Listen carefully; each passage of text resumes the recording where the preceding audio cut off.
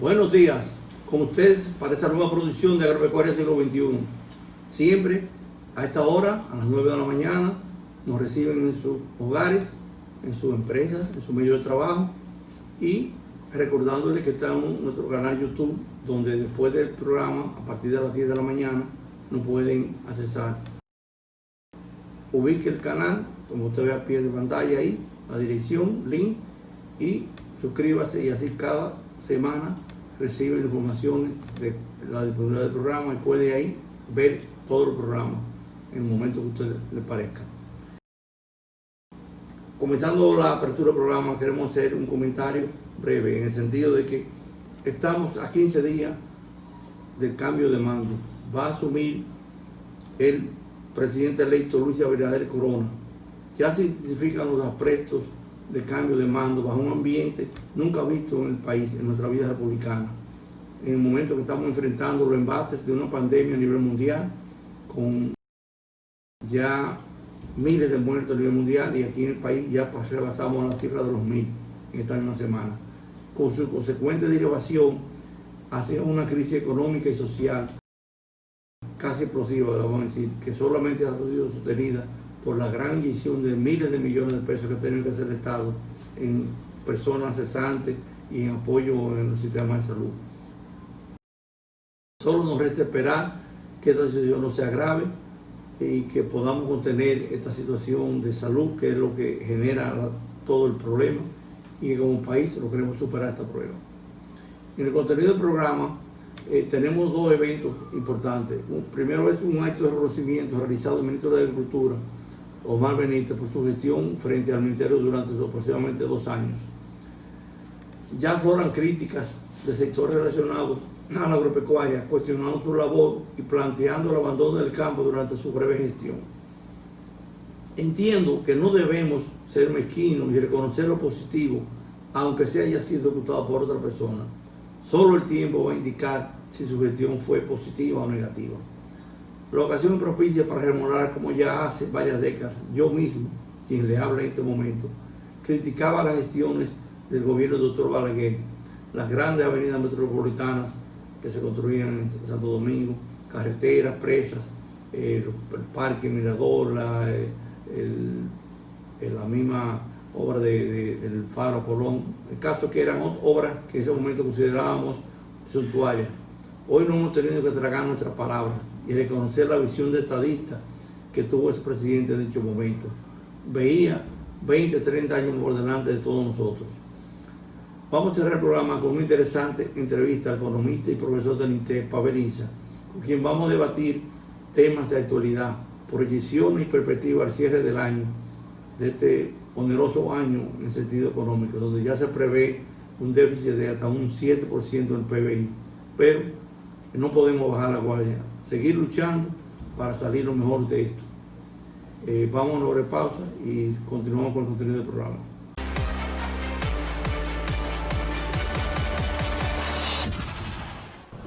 No se marchiten las flores del agradecimiento.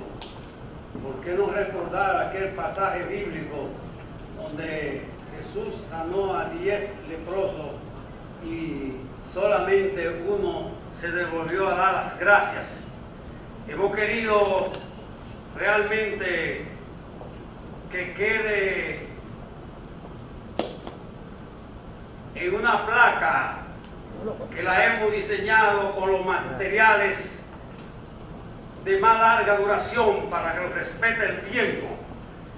Y el ingeniero Osmar Benítez, su familia y su gran familia, grande del conglomerado agropecuario, pueda recordar que él hizo una ingente labor al frente de este ministerio. Después de 50 años de haberse edificado las direcciones regionales, el tiempo se encargó de destruirla, y de esas 8 direcciones regionales, 7 fueron edificadas a nivel casi de perfección, y le ofrece ese gran aporte al agro dominicano. También por haber dotado de equipos de la más alta tecnología a todo el territorio nacional. Hoy la agricultura, hoy la nación, hoy todo el sector cuenta con buenos, nuevos y equipos que deben llenar un gran cometido para aumentar la producción y la productividad del agro. Es por eso que nos reunimos hoy para dejar ese testimonio de manera tal que las generaciones del porvenir puedan recordarlo. En mi calidad de secretario ejecutivo de este consejo, quiero también dar las gracias. Le prometimos al ministro el día que nos juramentó que íbamos a hacer este consejo, no las 3 letras como se conocían normalmente, CNA. Cuando llegamos aquí, dijimos, no, vamos a llamar al consejo por su nombre propio. Y le hemos dado mucho tiempo y hemos organizado todos los consejos regionales y hemos caminado en más de una ocasión el territorio nacional en procura de que esos consejos ayuden y contribuyan a dinamizar todo el sector agrícola y más bien a descentralizarlo, porque los grandes problemas de la Secretaría están en el campo. El ministro hace mucho eco de eso, visitando constantemente, pero esas estructuras deben responder en el presente y en el futuro. Así es, enhorabuena, ministro Omar Benítez, que este tiempo que el destino nos ha permitido estarlo juntos sea para estas generaciones buenas y también para las generaciones por venir. Que las gracias y que las flores del agradecimiento permanezcan verdes, permanezcan florecientes entre nosotros y entre las familias del porvenir. Muchísimas gracias. Ha decidido otorgar un reconocimiento al ingeniero Osmar Benítez, ministro de Agricultura, en atención al ingente y tesonero trabajo realizado en favor de todo el conglomerado agropecuario y sus ingentes y sus principales participantes, como son los agricultores, los ganaderos, los profesionales del sector agropecuario, de toda la agricultura del país, dotándolo de edificaciones modernas, desde donde el personal técnico y administrativo podrá desarrollar una providente labor en beneficio de la nación.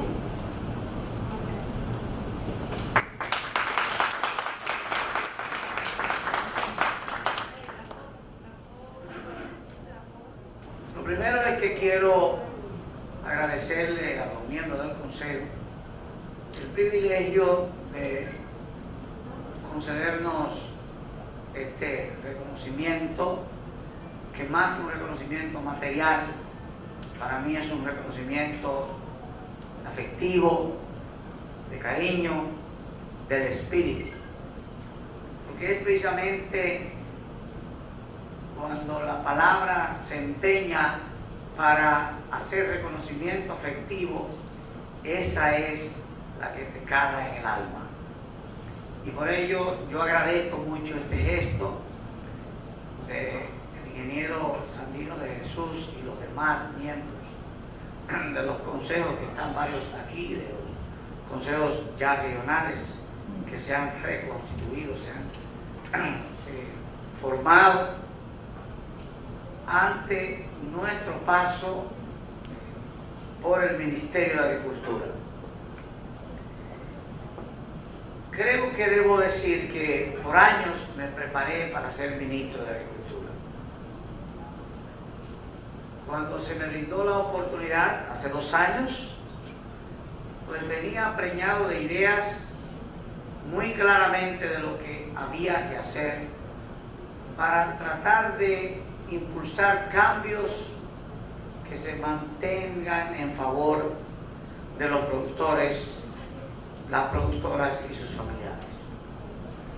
Dije muchas veces, antes, y lo dije aquí, que había que cambiar la percepción que tenía el productor dominicano de la función y la labor del Ministerio de Agricultura. Porque como vengo de dirigir una institución muy grande de agricultores, frecuentemente escuchaba que prácticamente la labor de ese editorial de hace 52 años había venido desapareciendo del ámbito de acción del Ministerio de Agricultura. Y es muy duro para un funcionario de Agricultura que viene todos los días a hacer su trabajo, que entiende que está haciendo un trabajo, que alguien le diga lo que le he comentado, de que para los agricultores ellos entendían que no sentían en el desempeño de su tarea de producir comida la presencia del Ministerio de Agricultura, porque los únicos agrónomos que lo visitaban eran los agrónomos de las empresas agroquímicas, que iban a decirle, mira, tú tienes este problema y yo te recomiendo este producto para ello, que prácticamente habían desaparecido del campo la presencia de los agrónomos. Por eso, en una entrevista que nos hicieron, yo decía que queríamos rescatar el prestigio del Ministerio de Agricultura, que volviera a ser una institución valorada por los agricultores. Pero para tú valorar al Ministerio de Agricultura, el Ministerio debería tener presencia, no en los medios solamente, sino en el campo también con los agricultores. Y en ese tenor, ¿cómo tú puedes hacer que el agricultor comience a revalorizar la labor del ministerio? Bueno, llevando al ministerio a las fincas de los agricultores. ¿Y cómo llevas al ministerio a las fincas de los agricultores? Bueno, llevando al personal técnico del ministerio que llegara a asesorar, a visitar a los agricultores. Pero para hacer eso, ¿qué pasaba? Teníamos aquí, cuando yo llegué, 2.058 agrónomos. La mitad más uno de los cuales ya eran agrónomos que habían hecho un gran aporte a su país, habían dado su vida a su país. Muchos de ellos ya tenían 70, 65 o más años. Y ya tú no puedes pedirle a una persona que tiene, como me pasó el caso de una colega que tenía 89 años cuando yo llegué aquí, tú no puedes pedirle que se meta en un motor y se coja por una loma, o en un mulo, como hacían esos agrónomos de agua, montarse en un mulo y coger por una loma de café. Tú no puedes hacer eso. Entonces, ahí era la primera razón, buscar entonces personal joven, recién graduado, para ponérselo al lado de esos agrónomos que tenían esa experiencia, esa vivencia, para que aprendieran de esos que ya tenían una larga data de servicios, aprendieran cómo manejarse de la teoría a la práctica en el campo.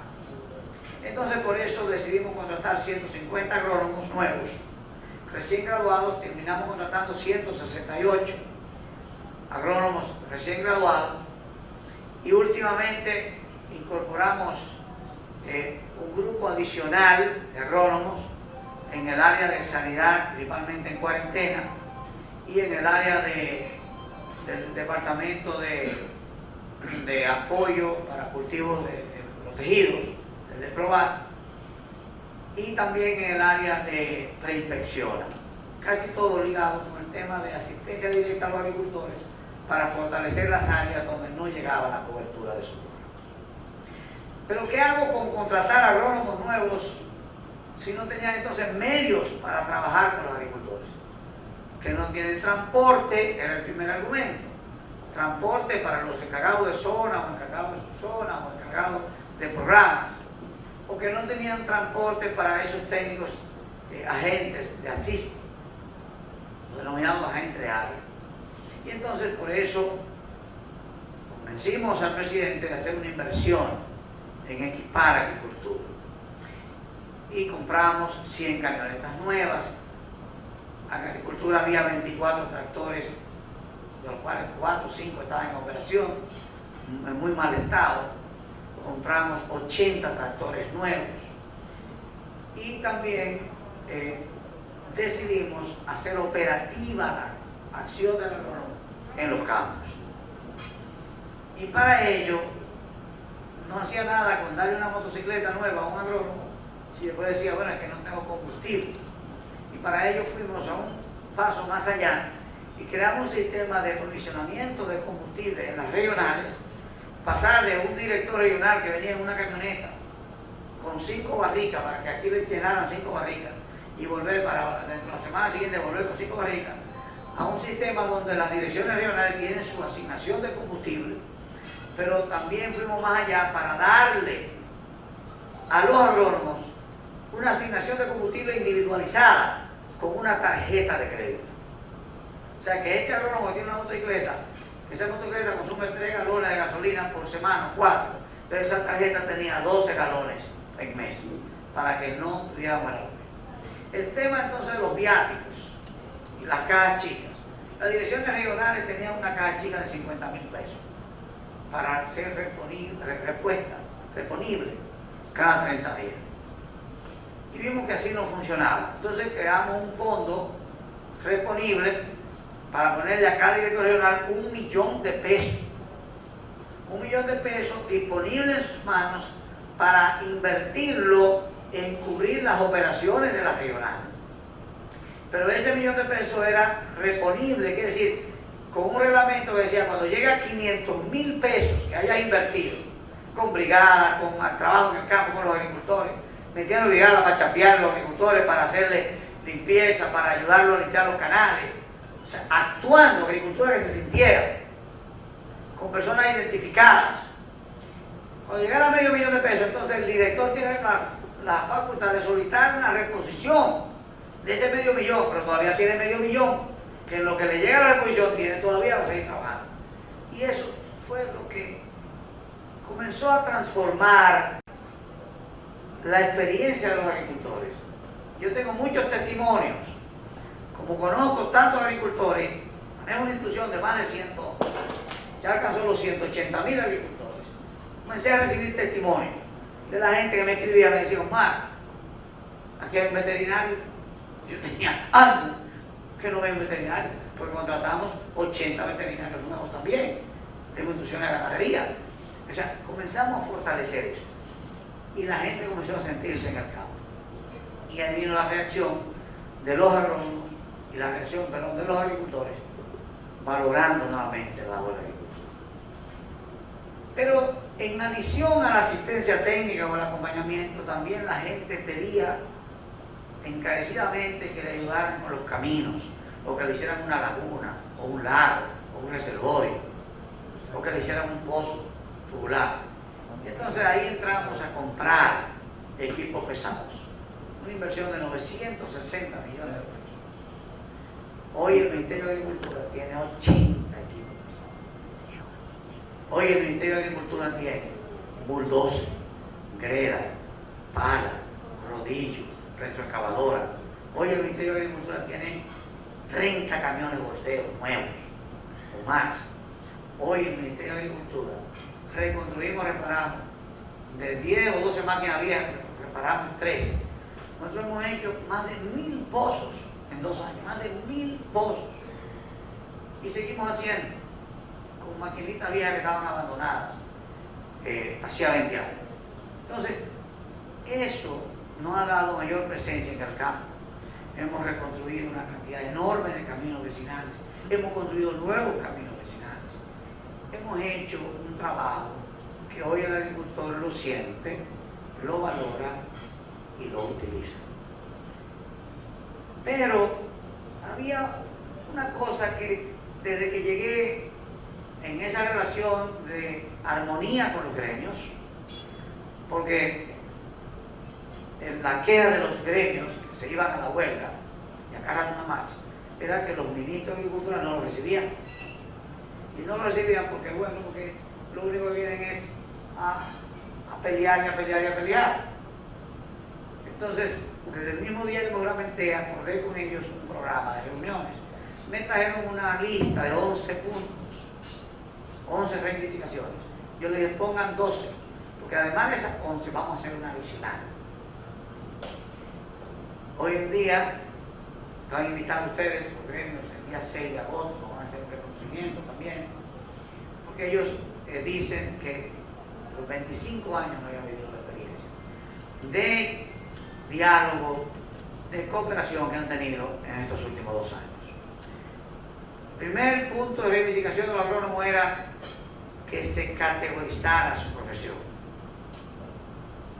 que no debía ganar lo mismo un hombre que tiene una mujer que tiene un PhD que un técnico de una escuela superior, que un agrónomo graduado de una escuela superior entraba con 35.000 pesos, pero igual entraba un máster con 35.000 pesos o un PhD con 35.000 pesos. Entonces ellos decían que debía haber una categorización por mérito académico, y decían que además de eso, aquellos agrónomos que no tuvieron la oportunidad de irse a esa calificación de 45.000, y entonces los agrónomos recién graduados pues 35.000.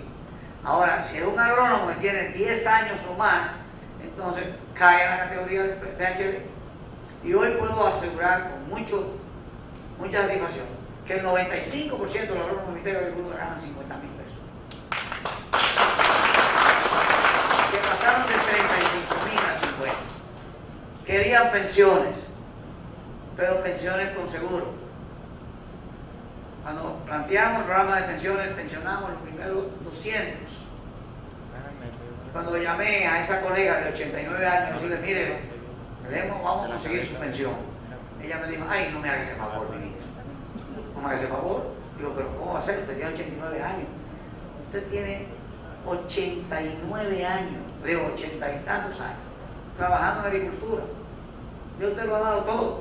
Dice, no, porque usted me menciona, me quitan el seguro médico. Y para mí, en esta edad, el seguro médico es importante que el sueldo pague agricultura. Entonces ahí fue que me di cuenta que no convenía hacer una pensión si no tenía un seguro médico. Porque no sabía, hasta ese momento no me había dado cuenta, que los servidores públicos, la ley de seguridad social de este país, la ley de seguridad social de este país, no previó que a los servidores públicos, cuando terminan su vida útil o su vida de servicio, tienen un seguro médico del Estado. Entonces ahí fui donde el presidente le dije, yo necesito que usted me consiga el seguro médico. Yo te voy a dar la pensión, pero tú pagas el seguro, la agricultura paga el seguro, no hay problema. Y comenzamos a pagar el seguro. Pero a los 3 meses el presidente tiró un decreto y toda esa gente pasaron a Hacienda. Pero no podía pensionar a gente que iba a quedarse sin seguro. ¿Qué sentido tenía eso? Pues eso ocurrió con los agrónomos. Y una de las cosas más reclamadas de los agrónomos eran las oficinas. Ahí nos quedamos cortos por un tema de tiempo, porque decidimos reconstruir las 8 oficinas regionales. Y quiero decirlo, reconstruir 5, ese viejo edificio que había construido la Alianza para el Progreso en el año 63 al 65, el caso de Higüey, el caso de San Francisco, el caso de Mao, el caso de Barahona, ¿verdad? Que fueron construidas en el año 63 al 65 por la Alianza para el Progreso. Pero eso daba vergüenza, ir al baño de un director regional y un inodoro que no servía, sin tapa, y con una cubeta de agua para usted, después que haga sus necesidades, tener que usted está cagando agua. O sea, ¿qué sentido tenía eso? ¿Dónde está la dignidad para un profesional? Entonces decidimos reconstruir las oficinas. Y todas las oficinas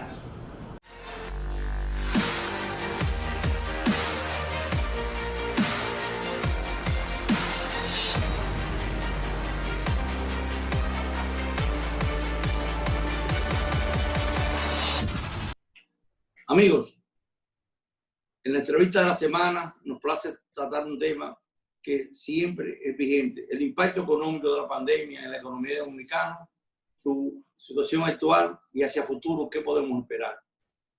Estamos todavía siendo azotados por una tormenta tropical, típica de esta temporada de ciclones, pero la verdadera tormenta que debe llamar nuestra atención es la tormenta que se está gestando y desarrollando en el país y en el mundo como efecto directo de la pandemia COVID-19. Para ver en perspectiva y desde una visión profesional del sector, nos acompaña un invitado especial, Pavel Isa, economista del INTEP, profesor asociado y de amplia experiencia en los temas económicos en general. Bienvenido, Pavel, al programa.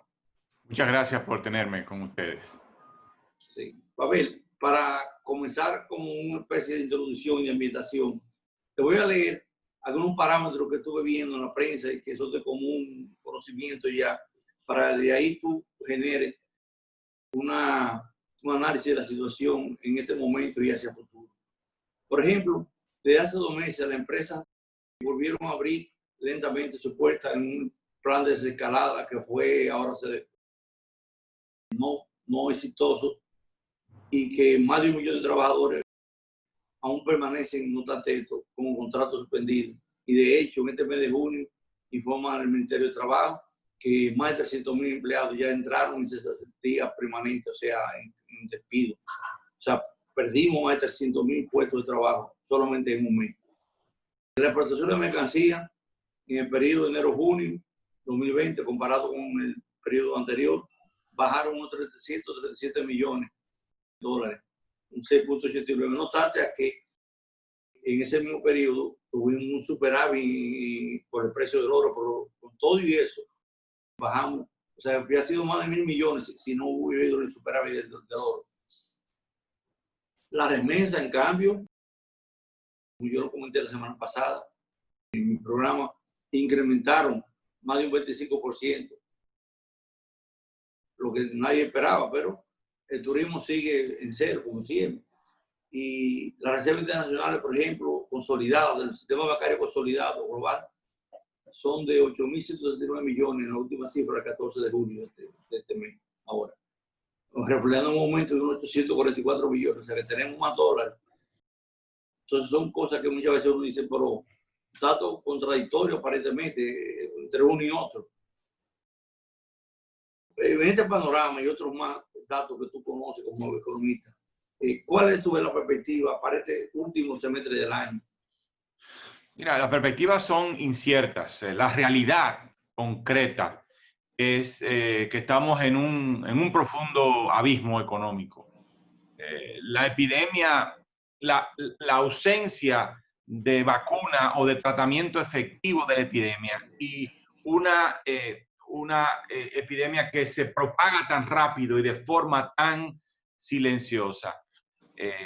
Lo que ha hecho es que las respuestas de política que han dado los estados ha sido la de ordenar distanciamiento social, y eso ha implicado un cierre de actividades económicas. Los gobiernos de los estados no encontraron otra alternativa ante el enorme riesgo sanitario que implicaba la diseminación, el contagio masivo de COVID-19. El costo de esto en términos económicos está siendo devastador. Yo creo que no había ninguna otra opción, pero tenemos que ser conscientes de los enormes costos que está teniendo esto. En abril, en el caso de la República Dominicana, en abril la producción cayó casi un 30%.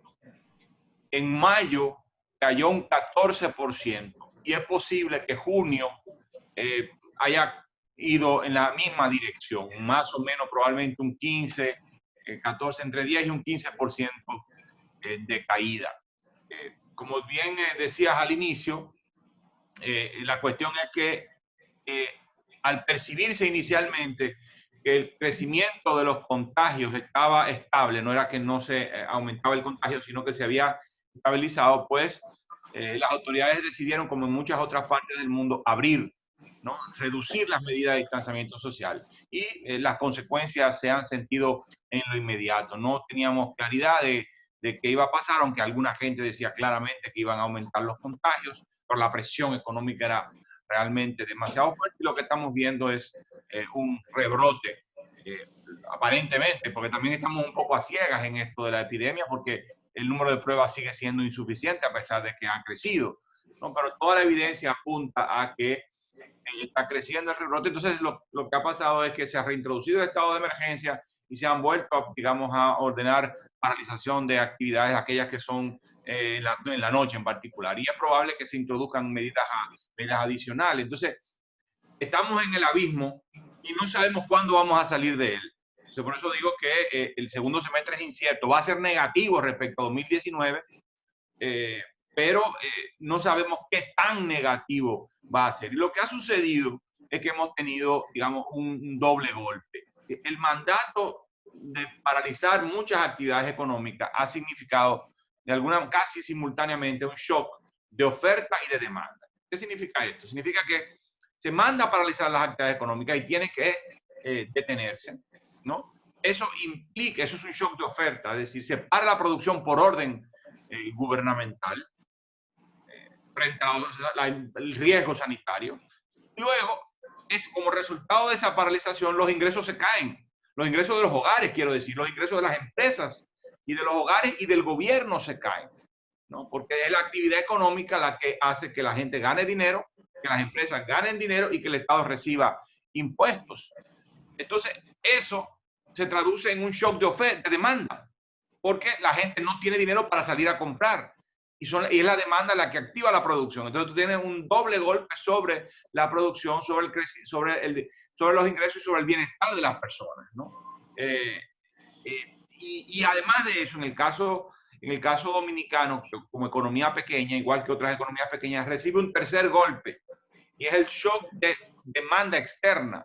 Es decir, que como está pasando esto mismo en otras economías del mundo, en particular en las economías que son mercados principales para nuestros bienes y servicios, incluyendo el turismo, entonces en esa economía también se ha detenido, se ha reducido de manera muy significativa la demanda de bienes y servicios de la República Dominicana. Entonces, también recibimos un shock externo.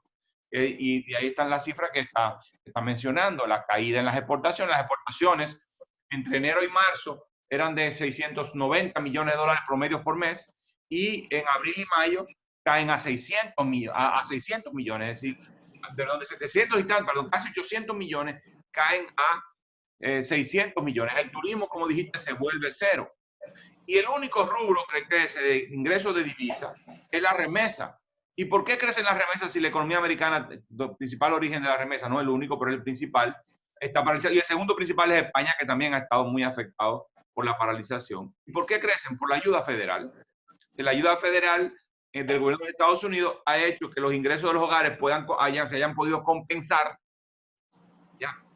Y eso ha hecho que estos hogares en Estados Unidos puedan enviar remesas a la República Dominicana. La pregunta es cuánto esto va a durar, si la ayuda federal se va a poder sostener. Ahora mismo están discutiendo entre republicanos y demócratas en el Congreso un nuevo paquete de ayuda, pero no sabemos cuál va a ser el alcance y si va a ser suficiente como para que los hogares dominicanos o de origen dominicano en Estados Unidos continúen enviando la cantidad de remesas que lo han hecho. Entonces, el panorama es realmente desolador. Hay que ser realista, y la única manera que tenemos, la manera definitiva de salir de eso es claramente sanitaria, porque el origen es sanitario. Es decir, la humanidad tiene que los laboratorios que más han avanzado en el desarrollo de vacunas o de tratamiento tendrían que acelerar el paso o rápidamente llegar a una fórmula efectiva que permita disminuir drásticamente el riesgo de contagio o los efectos más nocivos del contagio, en particular la muerte. ¿Ya? Entonces, solo eso. Ahora, mientras tanto, la pregunta es, ¿qué podemos hacer? Bueno, mira, esta es una economía pequeña y como tal destina una parte muy significativa de lo que produce al exterior para poder comprar del exterior lo que no produce. Las economías pequeñas, ricas y pobres, tienen esa característica. Como son países con baja población, bajo territorio, relativamente escasa diversidad de recursos, lo que hacen es concentrarse en producir unos pocos productos. En el caso de la República Dominicana, manufactura de zona franca, turismo, algunas manufacturas nacionales, se exporta y se recibe la divisa para poder consumir lo que no se produce. Y eso hace que el crecimiento económico dependa mucho, y el bienestar, por lo tanto, y el empleo dependa mucho de cómo nos vaya en el exterior. Pero como nosotros no tenemos control de lo que pasa en el exterior, la única manera de enfrentarlo y de poder tener la divisa necesaria para poder crecer es tomándola prestada. Es la única vía que tenemos. ya sea de organismos financieros internacionales como el Fondo Monetario Internacional o yendo a los mercados como lo hemos hecho a lo largo de los últimos 10, 20 años, colocando bonos soberanos o buscando algún tipo de crédito externo. Es preferible que sea de organismos internacionales porque el tratamiento es distinto, las condiciones de financiamiento, en particular las tasas de interés y los plazos pueden ser más generosos, pero es la forma que tenemos de suplir la brecha de moneda dura, de divisas. El problema que tenemos en este momento es que no tenemos la divisa para crecer, porque para crecer necesitas insumos importados, incluyendo combustibles, pero también necesitas bienes de consumo que son importados, que no se producen aquí para que el comercio crezca y para satisfacer la demanda, ¿ya? Y también maquinaria y equipo es importada. Entonces, la única manera de poder hacer que el segundo semestre no sea terriblemente calamitoso, o sea, menos calamitoso de lo que se pudiera prever, es logrando endeudamiento externo. Por supuesto, eso agrava el tema de la deuda, eleva... Está muy... es un problema para el Estado y para la sociedad dominicana, que va a tener que buscar los recursos posteriormente para poder pagarlo, pero desafortunadamente es en este momento que estamos en el hoyo. Es ahora donde más que se justifica salir a los mercados y buscar financiamiento. Podemos tener una crítica, y yo mismo he hecho mucha crítica a la política fiscal de déficit sostenido de endeudamiento que hemos tenido desde 2008. Estamos hablando de 12 años consecutivos de déficit fiscales sostenidos, no muy alto en general, pero por tanto tiempo ha hecho crecer la deuda y está mordiendo severamente el presupuesto público. Destinamos 40 pesos de cada 100 que recaudamos a servir la deuda, capital e intereses. Y la única manera de tú poder lidiar con eso es, si no elevan los ingresos y la reforma fiscal no se ha hecho, es endeudándote más. Entonces te genera una dinámica. Bien, tenemos esa crítica a lo que ha pasado en los últimos 18 años, en los últimos 12 años. Pero mucho de ese financiamiento diría yo que puede ser cuestionable. Es cuestionable, es decir, la lógica no, en un momento determinado sí fue razonable. 2008, por ejemplo. Que hayas incrementado tu déficit y tu deuda en 2008 era fundamental, porque estabas en una crisis, la crisis financiera internacional, y había que salir de esa crisis. Pero no así en años posteriores, había mucho menos justificación para años posteriores. Entonces, ahora estamos en una situación de crisis y ahora lo necesitamos con mucha urgencia, ese dinero. Sí. Pero en esa línea, por ejemplo, yo te digo una cosa, como neófito profano en esta materia, si tenemos 8.000 millones, ¿qué tanto de eso podríamos usar sin afectar nuestro nivel de estabilidad y de riesgo? Me imagino que te estás refiriendo a las reservas del Banco Central. Las reservas, sí, globales. Mira, las están usando. Han acelerado en los últimos meses, en las últimas semanas, el ritmo de caída, de disminución de las reservas se ha acelerado. Al principio la caída no era tan severa y el Banco Central estaba, digamos, yo pienso que estaba más tolerante con un deslizamiento de la tasa de cambio, no había opción. Sí, ¿qué es lo que está pasando? Que las fuentes de divisas se secaron o disminuyeron muy, muy drásticamente. Sí. Los 7.000, o sea, el turismo nos aporta 7.500 millones de dólares por año. Y eso significa el 28% de los ingresos corrientes de divisas de esta economía. Y esos ingresos de repente se volvieron cero. No es que los 7.000 se volvieran cero, pero se volvieron cero en los meses de abril, mayo, junio. Y julio probablemente no está, probablemente hubo un aumento, pero muy, muy pequeño. Entonces estamos hablando de un golpe muy severo. Y frente a ese golpe, aunque el Banco Central tuviera reservas, era inevitable que ante la escasez de divisas el peso se devaluara o el dólar se encareciera, porque no había. A pesar de que la demanda de dólares también ha caído, porque como la economía está paralizada, entonces la demanda de insumos, bienes de consumo también se disminuye. Es cierto. Y además el precio del petróleo ha bajado, ¿cierto? Pero de todas maneras la escasez de divisa sigue siendo muy fuerte. Entonces, ¿qué hizo el Banco Central? Bueno, empezó a vender reservas, lo hacía más lentamente al inicio, pero ahora lo está haciendo más aceleradamente y está cayendo. El problema de esto, y está bien que usen las reservas. Ese es el objetivo, es uno de los objetivos fundamentales de la reserva.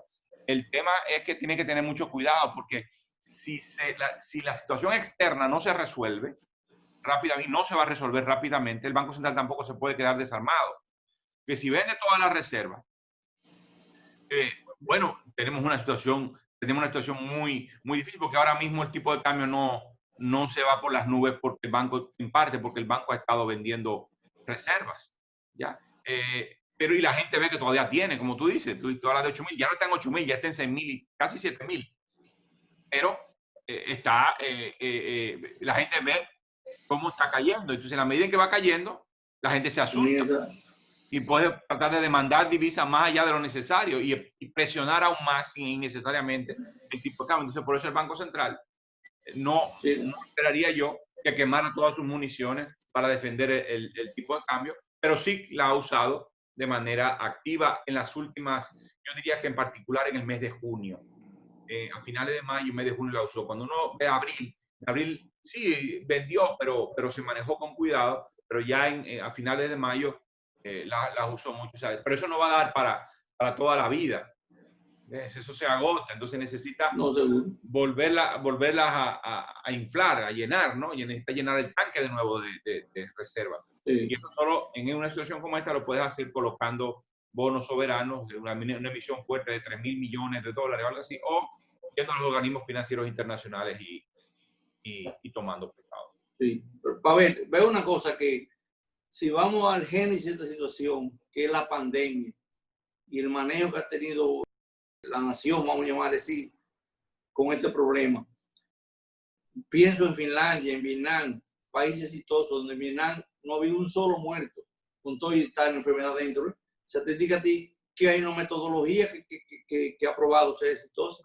Nosotros hemos sido demasiado ofensivos. Yo me he cansado en este programa de hablar, de endurecer las sanciones para la gente, porque el ser humano es así. Si tú no lo castigas, es como un niño, no recibe la actitud mental de no dejar de hacerlo. Todavía 4 meses después de haber el toque de queda, tú veías que eran cientos de detenciones que había en una noche en el país. Entonces, yo digo, algo está pasando. Los sociólogos, los psiquiatras que te vean esto y digan que, porque esto tiene replicación, no hay forma de que esto siga así. Entonces, eternamente, porque mira, lo de la vacuna, que ya yo lo traté en otra parte del programa, la proyección que hay es mediados de la primavera del año que viene, finales ya con el periodo de lo que es producción y distribución. O sea, estamos hablando de un año más. Nosotros no podemos pasar un año más en este esquema de escalada, desescalada y de apertura mínima. Si no resolvemos este problema en forma nodular, que la economía, por lo menos a nivel local, comience a activarse plenamente y todos los pequeños y medianos negocios puedan operar y grandes, y entonces que ya lo externo, lógicamente, irnos adaptando a la situación internacional, que no podemos quizá cambiarla. Pero eso es lo que yo visualizo. Sí, mira, lo primero que hay que convenir contigo en eso, es decir, algo no hicimos bien, muchas cosas no las hemos hecho bien, porque la verdad es que cuando se trata de volver hacia atrás en las restricciones, significa que fallamos en algo, no hay duda. Ahora, no nos sintamos únicos en el fracaso. La mayor parte del mundo ha fracasado. Ahora, ¿cuáles son los países que han logrado éxito? Bueno, yo creo que en principio, los primeros ejemplos son los países que estaban preparados. Y los países que estaban preparados para una epidemia de este tipo son los países que la sufrieron previamente, epidemias de ese tipo, como el SARS y el MERS. ¿Ya? ¿Y cuáles son esos en Asia? Es Taiwán, por ejemplo, Japón en buena medida. ¿Ya? Estos países tenían una infraestructura de salud preparada porque ya habían vivido la experiencia previa para enfrentar el contagio. Corea. ¿Ya? Y entonces utilizaron con una infraestructura institucional, técnica, humana, lista, lograron hacer lo que sabemos que funciona en este momento, y es pruebas masivas, pruebas muy bien localizadas, muy bien focalizadas, dándose cuenta dónde estaban los focos de contagio, un crecimiento, un seguimiento continuo a los focos y aislar los focos de contagio en vez de aislar a toda la economía. Yo creo que ese es, digamos, el mensaje más claro que ha habido desde la perspectiva de una persona como yo, que soy economista y que no manejo los temas de epidemiología. ¿No? Lo que uno ve en la prensa, uno lee un poquito más, uno lee quizás otros documentos especializados, uno percibe que ese fue, digamos, el éxito. Y el resto del mundo no tuvo ese éxito. Europa no lo tuvo. ¿No? Estados Unidos claramente no lo está teniendo. Aunque tiene Italia, España han tenido rebrotes. En el caso de Estados Unidos tiene también que ver con el tipo de liderazgo político que tiene, el conflicto político profundo que existe en este momento en Estados Unidos. En América Latina tiene que ver con la debilidad del Estado. Sí. Además, con la debilidad del sistema de la protección social. Es decir, en América Latina, distinto, en contraste con Europa, no existe un estado de bienestar o no existe algo parecido a un estado de bienestar. En Europa todavía siguen teniendo algo de eso, a pesar de las reducciones, y eso ha permitido además un empleo fundamentalmente formal, ¿ya? Entonces el Estado tiene mucho más mecanismos y mucho más recursos para proteger a la población, aún parando la economía. Tiene la capacidad de asistir a la gente, ¿ya? Porque además imprimen numerario mundial. El numerario mundial significa imprimen divisa. Tienen la capacidad de prender la máquina e imprimir billetes, ¿ya? Sin que eso tenga graves consecuencias inmediatas sobre la economía, porque ese billete se disemina en todo el mundo. Tiene valor. El efecto inflacionario no es muy grande. Hay algunos efectos inflacionarios, algunas burbujas y eso, pero frente a la situación inmediata que tienes, la necesidad de que la gente sobreviva, esos efectos, digamos, son menores. Un país como la República Dominicana o como los países de América Latina no tienen ese estado de bienestar. En el caso dominicano, en muchos otros países de la región, la mitad de su población, o un alto porcentaje de su población, no trabaja en la economía formal. El Estado no tiene mecanismos claramente para llegar, no imprime dinero, no tiene los recursos para llegarle, ¿ya? Y entonces está muy presionado por la situación económica. Entonces tiene que de alguna manera abrir la válvula para que la gente saque la cabeza, por decirlo de alguna manera, y pueda agenciarse sus pesos, aquellos en particular que están en el sector informal. Entonces, frente a esa situación, lo único que ha permitido, lo único que parece funcionar es, iba a decir que lo único que parece funcionar es la restricción, ¿no? El encierro, pero la verdad es que tiene que haber un camino distinto y más efectivo, que es el que estaba señalando de alguna manera. Es decir, caramba, no puede ser que para no contagiarnos tengamos que mantenernos encerrados en nuestras casas. Es probable que haya una solución mucho más razonable y adecuada. Y esta solución es la protección. O sea, podemos trabajar, podemos desarrollar actividades económicas, por lo menos muchas actividades económicas, no todas, siempre y cuando adoptemos las medidas con rigor, las medidas sanitarias y de protección necesarias para evitar el contagio. Pero yo creo que hay un tema de legitimidad del Estado, de credibilidad en el Estado, de credibilidad en las autoridades. Ya tenemos sociedades fragmentadas, tenemos una población desconfiada de los liderazgos. Entonces los mensajes que le llegan desde el Estado son recibidos con escepticismo, ¿ya? Y hablamos de displicencia y de falta de disciplina, pero en realidad yo creo que en el fondo es una actitud rebelde, ¿no? Frente a los mensajes que le llegan desde el poder. Desafortunadamente no tenemos una sociedad donde las autoridades tengan la suficiente, a pesar de que votamos, a pesar de que hay un sistema de partidos y todo eso, y a pesar de que hay un clima relativo de libertades públicas, no, hay desconfianza frente a quienes no gobiernan. Y no estoy hablando de un momento determinado, estoy hablando de una cuestión histórica, ¿ya? Y eso hace que, de alguna manera, la actitud de la gente sea esa actitud displicente. Lo que me digan estos no me incumbe. No es una voz autorizada, no es una voz en la que yo crea, no es un liderazgo en el que yo realmente confíe. ¿Ya? No está claro. Lo que lo motiva más es el miedo. Y en todo caso, si hay una parte de la población que lo hace, es porque está mejor informada o porque tiene miedo.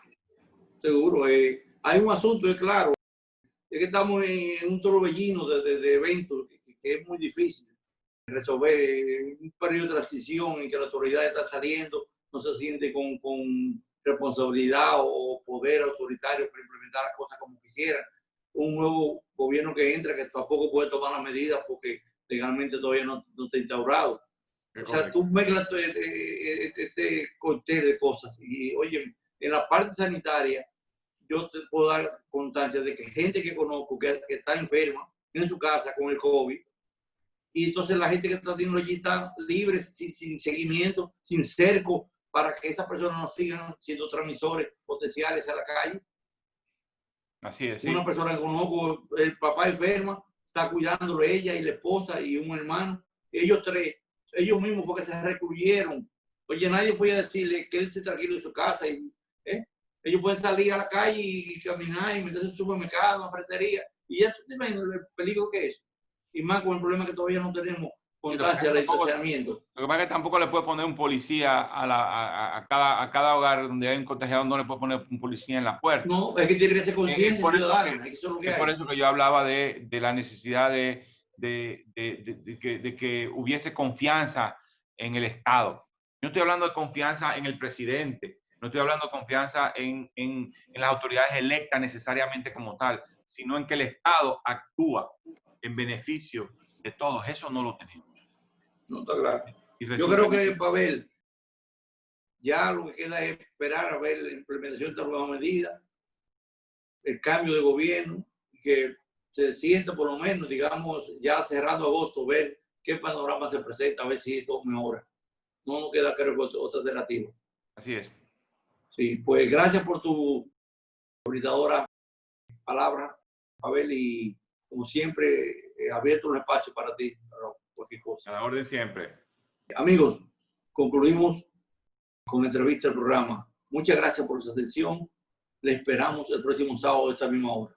Muy buenos días.